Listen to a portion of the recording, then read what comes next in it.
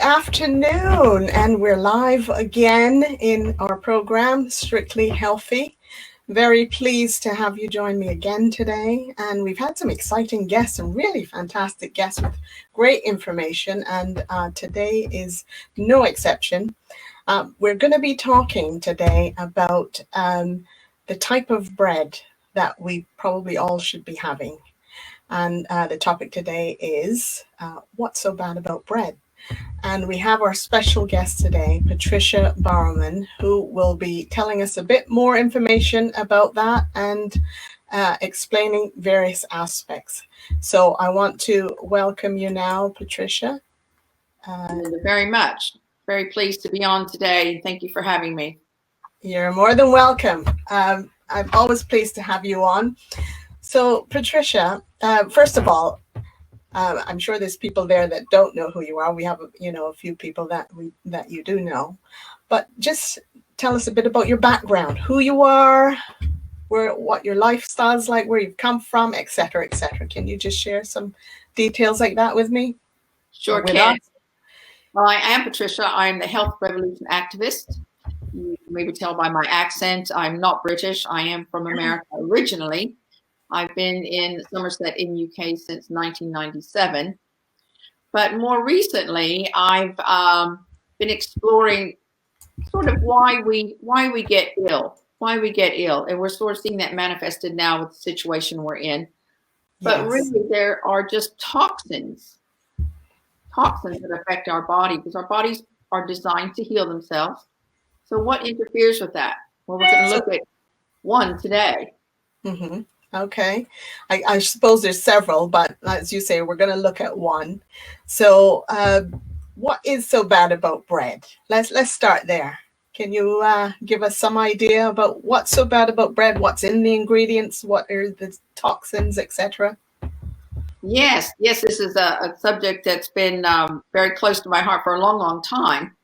But let's look at the differences in bread. Now, my grandmother used to eat bread, no problems, and probably your grandparents as well. So what has changed? What has changed? Well, we haven't changed. So let's look at the bread. If we go back in history to sort of Roman Egyptian times, where the Roman and Egyptian armies lived on bread. They didn't stay in any one place long enough to grow fruit and veg. But they were empowered to live on bread. So how was that bread different back then? Well, it didn't have pesticides sprayed on the wheat, for one thing. Yes. And then they stone ground the wheat. And you can still find stone ground wheat. What was the benefit of being stone ground? Can you share that? Well, they had to break down the wheat to make it chewable and digestible and to be able to cook with it. So they had to grind it down into a powder to make a flour, then to make the bread. Mm-hmm. The difference today is we have a lot of roller milled flour. So we'll go into a little more detail on that in a minute. But so they stone ground the flour, and of course it was whole grain. They didn't have the fancy contraptions to separate off all the layers, and there was no white flour then.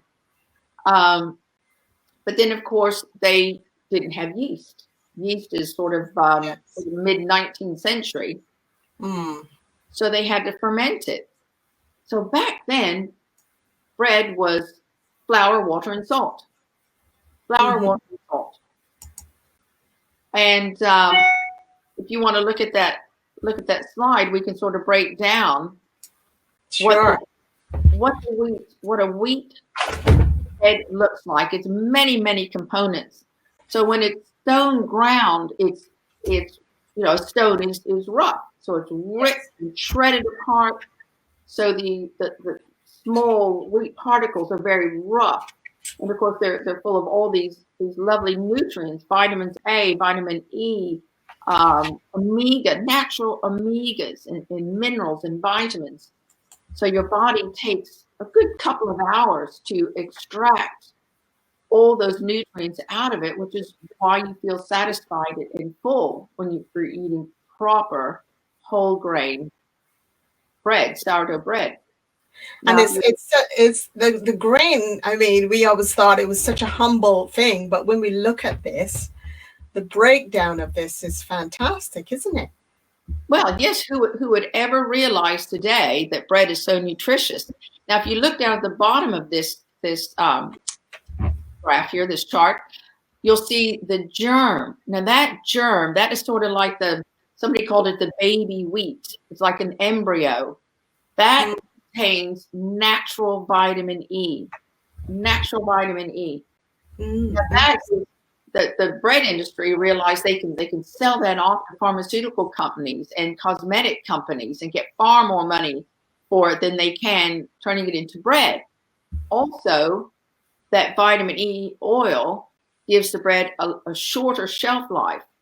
So they sell that off. And so basically what we're left with is largely white flour with no nutrients, and it's roller milled. So it's flattened and obliterated. So our body digests it in half an hour. So now you're hungry and you're going to eat something else. You eat long fermented sourdough bread, you are satisfied and you're going to eat far less and you're going to be more powered up to do things. Let me just jump in here a minute. So yes, you say about the bread industry. So how are they sort of calling it sourdough bread if they're just using sort of white bread with all the nutrients sort of taken out of it? How can they sort of justify, if you like, if I may ask you that question? Well, there's sourdough and there's sourdough. Now, proper fermented sourdough bread, like the Roman Egyptian, well, most of human existence ate before the industrial age. Again, you take flour and water and you leave it out. You leave it out for 24 hours, 48 hours, and you'll see bubbles starting to form. And that are the bacteria, the naturally occurring bacteria are fermenting. And most food is preserved. Back before they had fridges, they had to preserve it with fermentation. So this fermentation process is quite extraordinary. So you're saying ferment it for 3-4 days. Sorry, carry on. Well, you want to ferment it so that you get the natural yeast, the natural occurring yeast, the natural leaven. And then when you mix that with flour and water and salt to make the dough, and you leave it to ferment for 3 days. Now, this is where the magic happens. And this is what's being missed out right now. It modifies the gluten. So someone who's celiac, gluten intolerant, or has Crohn's disease like I used to have, it modifies the gluten so they can eat this bread without a problem. Diabetics can eat this bread because it modifies the starch and turns it into a simple sugar. They don't get that insulin spike. Right. Loads of health benefits. So I just want to jump in here a second. So are the shops and the the markets not doing their sourdough bread like this, as in fermenting it for 3-4 days? You have to ask. You have to ask. Now in a shop, I would say no. They generally produce a loaf of bread in 2 hours. There's no time for it to rise. So they use a commercial yeast, which is not a sourdough. And they use also, I understand, other ingredients as well to sort of make it process quicker. Well, they can add vinegar and call it sourdough. Vinegar, yeah. They can add dough enhancers and things to make it taste tart. Once you're accustomed to sourdough bread, you can tell from the texture right away. If you go to a farmer's market and you see sourdough bread, ask them how long do they ferment it. You really want at least 36 hours to get a good, proper loaf of sourdough bread. But some of the ingredients, just to compare, just an ordinary commercial loaf of bread that you find that nice little rectangle in a plastic wrap, that will have flour and water, but they will list the flour as a wheat flour. And then it will say that they've added, just looking at one very popular one, calcium, iron, niacin, and thiamine. Now, the first red flag that goes up for me is calcium. What kind of calcium is that? There's several different types. One popular calcium from a few years ago was made from coral. So people got all up in arms because it was destroying the coral reef, which is true. But the bigger problem with it was that the molecule size of that calcium from coral was so large, it was causing heart problems as it passed through the heart. Here, you don't know what sort of calcium that is. And why, if the wheat has all these lovely nutritions in it, vitamins, minerals, and such, why would they have to add that in? Because they're taking all of the natural ones out, and now they're putting synthetic ones in, which our bodies do not assimilate. They've added rapeseed oil. Well, why would they do that? And there's no mention of being organic. And I happen to know rapeseed gets loads of glyphosate. They also added soya flour. Now, soya, again, they did not mention that it was GMO because most soya is GMO. And Western diets do not assimilate soya properly. It's a known endocrine disruptor. And then they put preservatives. There were like 3 E numbers with emulsifiers and a flour treatment. And they don't even say what the flour treatment is. And then vitamin C and flavoring. Well, nothing tastes better. Can I show one of my loaves? Can I show? Sure, absolutely, yes. Why not? Go for it. They put all those ingredients in is to standardize the end product so that every loaf of bread looks the same. As we go shopping, we squeeze, oh, that's a nice soft one. Oh, that's a nice soft one. Yes. And they all look the same. Well, look at this. I baked these this morning, especially for you, Linda. Oh, wow. Yeah, bring it up closer. You're making me hungry now. They are not the same. Yeah.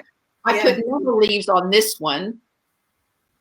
I'm getting sort of known for my nettle leaves. And look at that one. You know? Oh, yeah, beautiful.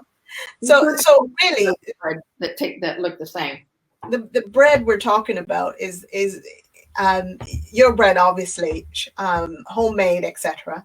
But the other bread we're mentioning, that's sort of mass-produced, large supermarket type of bread, and they sort of have to do this because they have big turnover. They have to churn it out quickly.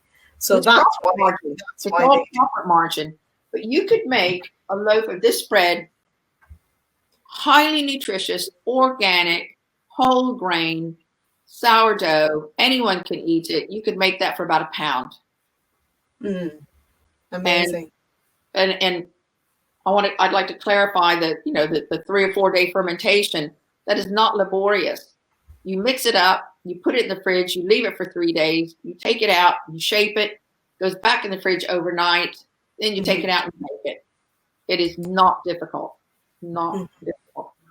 And here's I'm hoping you can see the lovely texture. Solid. That's nice and soft. Yeah. It's so tasty as well, this type of bread. It's amazing. So remind me, what are the actual ingredients that actually goes into this type of bread? Flour, water, and salt. That's it. Flour, water, and salt. And it's the fermentation, it's the sourdough starter, really. Can you tell us how that sort of happens? Flour and water. And you leave it for what, a day or so? Well, it's a little bit of a process, and we don't have a whole lot of time here, but you mix up the flour and water equal parts. You leave it in a bowl on your kitchen counter, and you watch for bubbles the next day. And then you want to take some of that out and feed it to keep it going because it gets hungry. Those are live bacteria. And to feed it, what is that again? Can you explain? You feed it with flour and water. Okay. And there's naturally occurring bacteria in the flour that come to life and are feeding on that bacteria that they're creating. And interestingly, our bodies are 9 times more bacteria cells than human cells. And most of those bacteria are in our gut. That's why this bread, our body just doesn't have to think twice about it. It's a good prebiotic to feed the bacteria. It's phenomenal. It's such a good food. And it delights me to see so many friends and clients now getting back to eating bread, spending less on their food bill because they're satisfied and energized. Mm-hmm. Yeah. They don't have to eat as much because the bread kind of fills them up. in a good way, in a good way. Mm-hmm. Mm-hmm. And they, laboratory rats were fed white bread, mm-hmm. and they all died. They all died. Malnutrition. They died of malnutrition. Because there's nothing in it, really. There's nothing in it. And there's so much in this bread. There's so much in this bread that's so good for us. And then I mentioned with the starter that once you get it going, you take some out and you feed that. And now you have what's called a discard. You throw it away. Traditionally, you would give it to a friend to then go on and make sourdough. Right, yes, yeah. So what can we do then with this starter? I'm so glad you asked. I made something else for you today, Linda. Oh, great. If I can, we'll have to post it over, I guess. Share this with you. Oh, wow. So what have we got here then? Crumpets. Oh, wow. Amazing. A sourdough crumpet. And these are little sourdough Oaty biscuits. Right. Yes. Excellent. Yeah. And then I have another favorite. If I can share these with you. These are, look at that, crackers. Oh, wow. Crackers. Can you see that? Yeah. Really nice. Nettle leaves, seeds. That is sourdough starter, little olive oil, and then just sprinkle it with whatever you like. They are gorgeous. So eat all you want. So the benefits again of using this type of bread. Well, if you're gluten intolerant or celiac or have Crohn's disease, you're missing out on a whole food group by not eating bread. The problem isn't the bread. The problem is the glyphosate that's sprayed on the wheat. Mm-hmm. It's sprayed as a weed killer initially.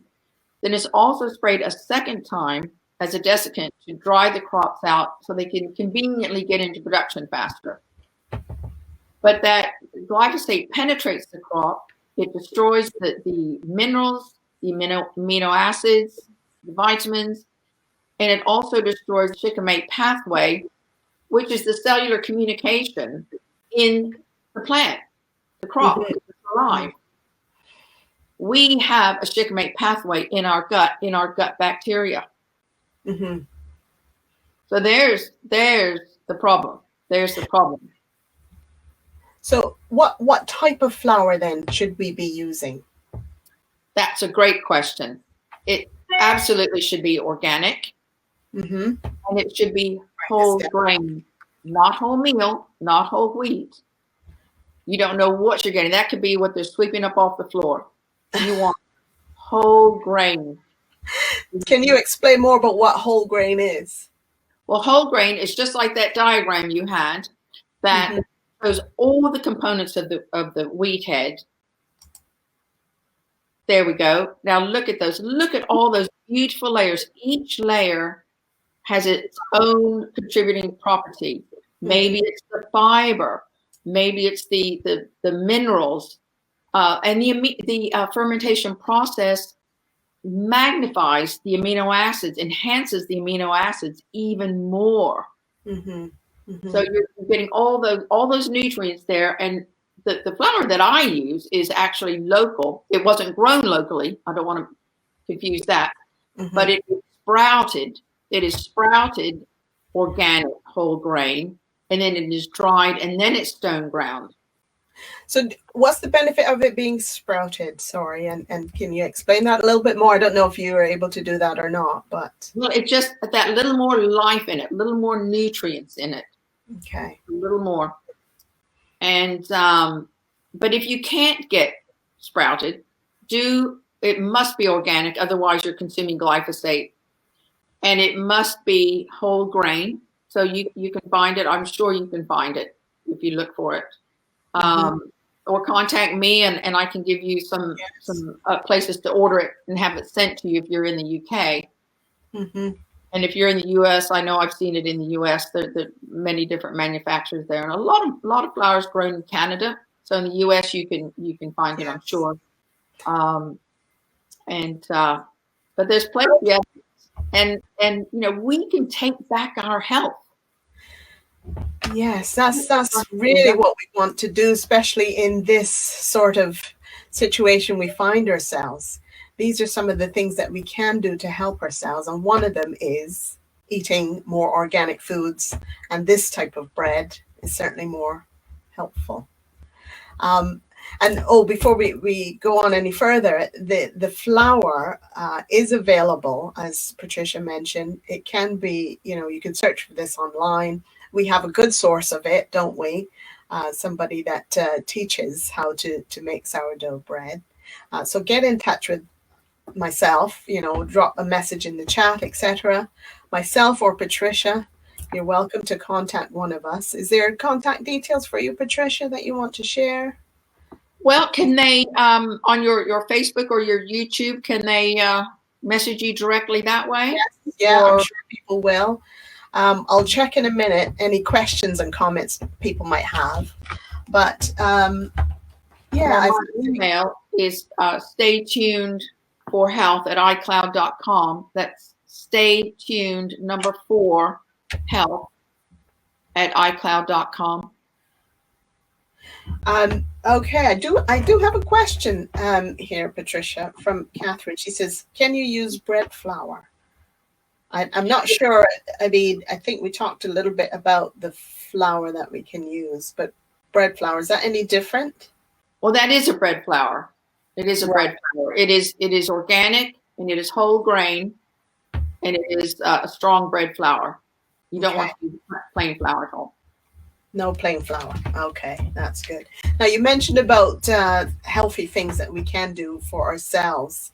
How is it that you're saying so healthy yourself, Patricia? I hope you don't mind me sort of outing you about your age or age group, but you're looking quite amazing for your age. Any other little secrets that you have that you want to share? Well, I will be 70 in March, which is a bit daunting, but I don't feel it. So that's the important thing. I was quite poorly as a child. Appalling American diets and IBS and Crohn's and all that stuff. So I've always been on a journey to feel better. Now we know that we can heal our DNA. And so through cellular activation, I have overcome many, many obstacles with my health and now enjoy the best health of my life. Awesome. And my body responds really well now to taking these positive steps. And what sort of thing have you done? Because I think you said to me in the past that you've managed to, well, not get rid of, but help yourself do away with Crohn's and other IBS type problems that you had. Well, that was through the cellular activation, which, perhaps I could come back another time and we could talk about that at length, because it's emerging science. It's emerging in the field of nutrigenomics, which is nutrition for your genes. Mm-hmm. I mentioned at the beginning that our bodies are designed to heal themselves. So what gets in the way of that? Well, one of those is glyphosate gets in the way of our body being able to heal itself. Mm-hmm. So once we know what those interferences are, then we can avoid them. Yes. And one way to avoid glyphosate is with organic food. Apples get no fewer than 15 different pesticides. So if you eat apples, by all means, find organic ones and then check and see if they've been waxed. What's the problem with wax on it? I know, I'm sure there is, but perhaps you might know the answer to that. I don't know. Well, wax isn't nutritious. I would think eating wax would sort of gum up the works a little bit. They put it on it as a protection. And again, this is because of us. And to preserve it as well. Well, we like our apples nice and shiny, don't we? Yes. Just like we like our bread soft. So if we demand something, the manufacturers change so they can keep selling it. But if we don't care if our apples are not shiny and that they're healthier, with imperfections on them. Yeah. So the message I think that you're saying here is eat organic as much as we can. stay away from things that, that have a long shelf life, because obviously they have a lot of preservatives and whatnot in it. Eat as healthily as possible. Stay away from processed food. The problem is not the bread. The problem is not the fat. The problem is not the salt. The problem is not the sugar. It's the way it's processed. So we've already looked at bread and why, the different types of what contributes to bread being bad. So now you know what is good about bread. Fat. Do not go on a fat-free, low-fat diet. We need fat. Our brain requires fat. But let's look at the differentiation. And that could be another talk, but organic coconut oil, organic olive oil, you're set. I drink olive oil. It's gorgeous. And I put coconut oil on my porridge in the morning. Our brain needs fat. Mm-hmm. And then, of course, salt, pink Himalayan sea salt, loaded with minerals. But the white salt, I use that to kill my weeds. Terrible. And sugar, our body needs sugar. Our mitochondria produce our energy in our cells. That energy is called ATP. That ATP needs sugar. It needs there's a 5-carbon sugar called ribose sugar. Our body needs that. That doesn't mean the white sugar on everything. Mm-hmm. The little raw honey. Excellent. Well, by sounds of it, we'll definitely have to get you back on to expand on some of these various aspects. Now, the time is nearly up, but I'm just checking to see if there's any other questions. Not at this moment in time, but you're more than welcome to leave any questions after this live, because the video is going to be available for replay. So please leave any questions, and Patricia or myself, we will DM you with anything that you've heard from today or heard about today, but and you have questions on it. Please feel free to leave your questions or comments, and we'd be more than pleased to answer them, because Patricia's has said quite a few things today, I think, that might be new to you and might be of interest. So we welcome you to contact us with any further questions. But I want to thank Patricia for joining us today. Thank you very much. And hopefully we will see you again. We'll have you back on again at some point. So we'll have wish everyone a very healthy, happy new year. And we'd be pleased to help you contribute to that. Thank you ever so much, Patricia. Thank you, Linda. Thank you. So that was Patricia Bowerman sharing some wonderful thoughts about what is so bad about bread. And we know that we now know that there is actually a bread that we can actually use. So we thank you for joining us today on Strictly Healthy. And next week, I think we might be doing a bit of a review or some surprises, who knows. But we will please be in touch at some point again, and come back at 4:00 on Thursday. And we'd be pleased to share some more thoughts about how you can maintain your physical, mental, emotional, and financial health.